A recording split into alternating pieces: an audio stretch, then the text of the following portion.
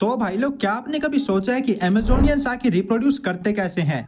उनके पूरे आइलैंड पर तो सिर्फ फीमेल्स ही हैं, तो ऐसे में वो कैंची से कैंची टच करके बच्चे तो पैदा कर नहीं सकते। ये बायोलॉजिकली इम्पॉसिबल है। तो आखिर बिना मर्दों के थेमेस्केरा के लोग रिप्रोड्यूस करते कैसे हैं? क्या वो मैजिक से अपने बच्चे क्रिएट करते हैं या फिर उन्होंने कोई सीक्रेट मर्दों का हारम बनाया हुआ है? आज मैं आपके सारे डाउट्स क्लियर करने वाला हूँ। सो ये है सवाल वर सीरीज का एपिसोड 1 है एंड आज का हमारा सवाल है हाउ अमेजोनियंस रिप्रोड्यूस है। तो डीसीयू के मूवीज में तो हमें इसके बारे में अच्छे से कुछ भी नहीं बताया गया। उन्होंने इस टॉपिक को बस ऊपर ऊपर से टच करके छोड़ दिया, जहाँ सिर्फ हमें डायना के बर्थ का थोड़ा सा बैकग्राउंड देखने को मिला था। पर कॉमिक्स में इस चीज को काफी बेहतरीन तरीके से एक्सप्लेन किया हुआ है एंड वो भी एक नहीं बल्कि मल्टीपल टाइम्स है। अमेजोनियंस कैसे बिना मर्दों के रिप्रोड्यूस करते हैं, इस चीज के डीसी कॉमिक्स में अब तक 3 वर्जन है एंड तीनों में ही वंडर वुमन का ओरिजिन भी अलग है। फर्स्ट वन क्लासिक वर्जन है, सेकंड पोस्ट क्राइसिस वर्जन है and third new 52। The new 52 वाला वर्जन इन तीनों में से काफी डार्क एंड कंट्रोवर्शियल है, जिसे लेकर डीसी कॉमिक्स को काफी हेट भी मिला था, लेकिन उस पे हम आगे अच्छे से बात करेंगे।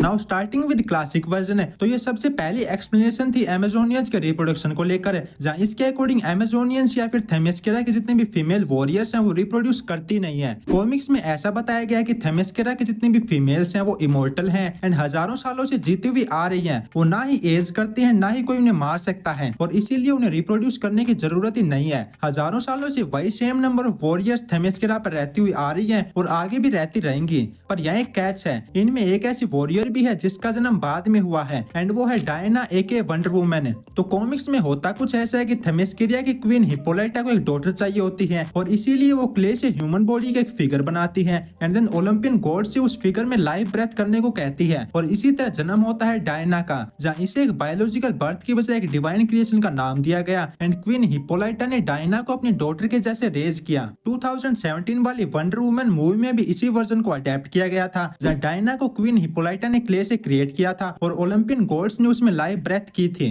पर इस वर्जन में भी एक प्लॉट होल है, डायना को तो क्वीन हिप्पोलाइटा ने क्रिएट किया था, लेकिन बाकी जितने भी फीमेल वॉरियर्स है वो कहां से आई, ओरिजिनली उनका बर्थ कैसे हुआ, उसके बारे में किसी को कुछ भी नहीं पता एंड कॉमिक्स में भी इसके बारे में कुछ भी नहीं बताया गया। लेकिन सिर्फ 1987 तक है, क्योंकि 1987 में स्टार्ट होता है वंडर वुमन कॉमिक्स का एक न्यू एरा पोस्ट क्राइसिस है एंड उसी के साथ एक नया रिप्रोडक्शन सिस्टम है। तो 1987 के बाद जितनी भी वंडर वुमन की कॉमिक्स आई उनमें हमें बताया गया कि थेमेस्केरा के जितने भी फीमेल वॉरियर्स हैं वो रियलिटी में रीइंकार्नेटेड सोल्स हैं, उन वुमेन्स के जिन्हें की अपनी पास्ट लाइफ में मर्दों ने टॉर्चर करके मार दिया था। सिंपली पास्ट में जब भी कोई फीमेल टॉर्चर या फिर अब्यूज के कारण मारी जाती तो उसकी सोल को ओलंपियन गॉड्स एक मिस्टिकल लोकेशन पर जमा कर लेते एंड सिंस ये सोल्स को जमा करने की प्लेस है तो इसे नाम दिया गया आत्माओं का कुआं यानी कि वेल ऑफ सोल्स है। तो जब भी थेमेस्केरा को न्यू वॉरियर्स की जरूरत होती तब क्वीन हिप्पोलाइटा क्ले की बॉडीज बनाकर लाती एंड ज्यूस उन क्लेस की बॉडीज में आत्माओं के कुएं से सोल्स डाल देता और इसी तरह अमेजोनियंस जन्म लेते। पर्सनली मुझे ये सबसे बेस्ट वर्जन लगा।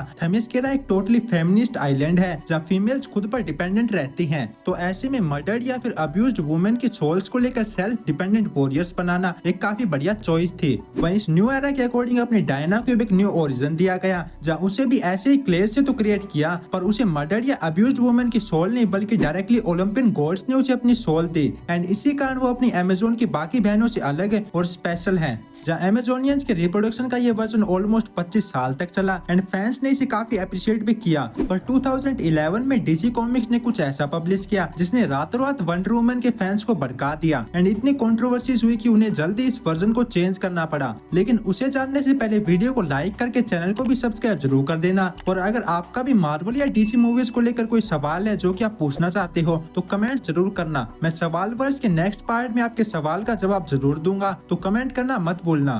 तो 2011 में जब डीसी कॉमिक्स ने अपने यूनिवर्स को एक सॉफ्ट रिबूट दिया तब उन्होंने वंडर वुमन और थेमेस्केरा के ओरिजिन को भी काफी चेंज कर दिया। सो इस न्यू वर्जन के अकॉर्डिंग अमेजोनियंस जो है वो किसी डिवाइन क्रिएशन है या फिर सोल रीइंकार्नेशन नहीं बल्कि बायोलॉजिकली पैदा हुए हैं। अमेजोनियन फीमेल्स हर कुछ टाइम में एक हिडन लोकेशन पर जाती एंड वहाँ जितने भी पायरेट्स या फिर सेलर्स हैं उन्हें सेड्यूस करके उनके साथ बच्चे पैदा करती, जहाँ वो पूरे 1 महीने तक उन पायरेट या फिर सेलर मेंस के साथ रहती एंड मेट करती। देन जब उनका काम पूरा हो जाता तब वो उन पायरेट्स को मारकर वापस थेमेस्केरा आ जाती। तो अब आप समझ ही गए होंगे कि फैंस ने इस वर्जन को क्यों हेट किया और क्यों ये इतना कंट्रोवर्शियल बन गया। पर अभी आधा ही काम हुआ है। 9 महीने बाद जब वो बच्चे पैदा होते हैं तो उनमें से जितने भी गर्ल्स हैं उन्हें तो थेमेस्केरा पर रख लिया जाता है और अमेजोनियन वॉरियर्स के जैसे रेज किया जाता है। वहीं जितने भी बॉयज हैं उनके पैदा होते ही क्वीन हिप्पोलाइटा उन्हें सीक्रेटली वेपन्स के बदले ट्रेड कर लेती और उनकी माँ को ये बताया जाता है कि उसके बच्चे को मार दिया गया है, पर असल में उस बच्चे को एक आइलैंड पर as a blacksmith raise किया जाता।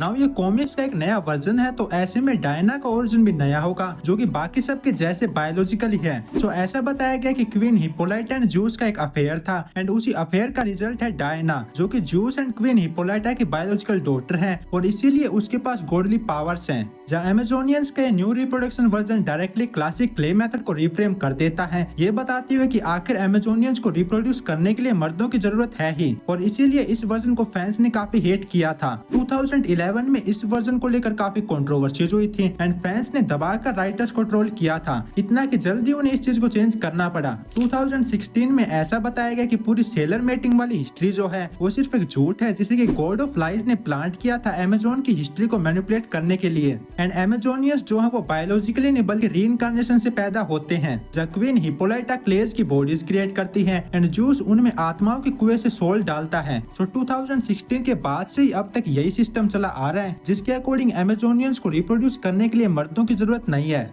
तो आई थिंक आपको समझ आ गया होगा कि आखिर अमेजोनियंस रिप्रोड्यूस करते कैसे हैं। अगर आपका मार्वल एंड डीसी मूवीज या सीरीज को लेकर कोई और सवाल है तो कमेंट करके जरूर पूछना, मैं नेक्स्ट पार्ट में उसका जवाब जरूर दूंगा। सो आज के लिए बस इतना ही। जाने से पहले वीडियो को लाइक जरूर कर देना। मैं मिलता हूँ आपसे जल्द एक न्यू वीडियो के साथ, तब तक के लिए स्टे सेफ स्टे हेल्दी।